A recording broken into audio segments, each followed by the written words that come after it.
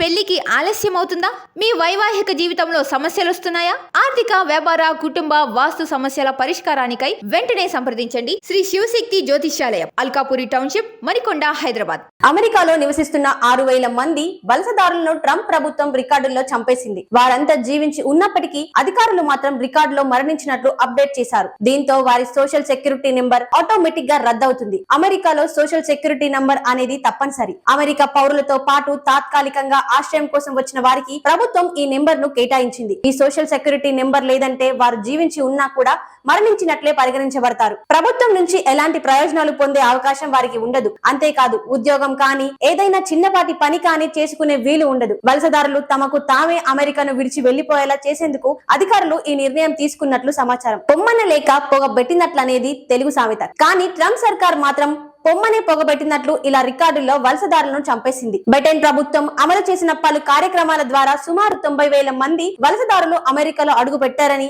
అధికారులు తెలిపారు. వారందరూ తాత్కాలిక ఆశ్రయం కోరి వచ్చిన వారేనని వివరించారు. అయితే గడువు ముగిసినా వారు స్వదేశానికి తిరిగి వెళ్లలేదని, అమెరికాలోనే ఉంటున్నారని తెలిపారు. ఈ నేపథ్యంలో వారందరినీ వెతికి పట్టుకొని వెనక్కి పంపడం శ్రమతో కూడుకున్నదని చెప్పారు. ఈ నేపథ్యంలోనే ప్రభుత్వ రికార్డుల్లో వారు చనిపోయినట్లు నమోదు చేస్తే సోషల్ సెక్యూరిటీ నంబర్ రద్దయి వారంతట వారే అమెరికాను విడిచి వెళ్లిపోతారని అధికారులు భావించారు. ఇందులో భాగంగానే తాజాగా 6,000 మంది వలసదారులను రికార్డుల్లో మరణించినట్లుగా నమోదు చేశారు. ప్రభాత సూర్యుడు జాతీయ తెలుగు దినపత్రిక.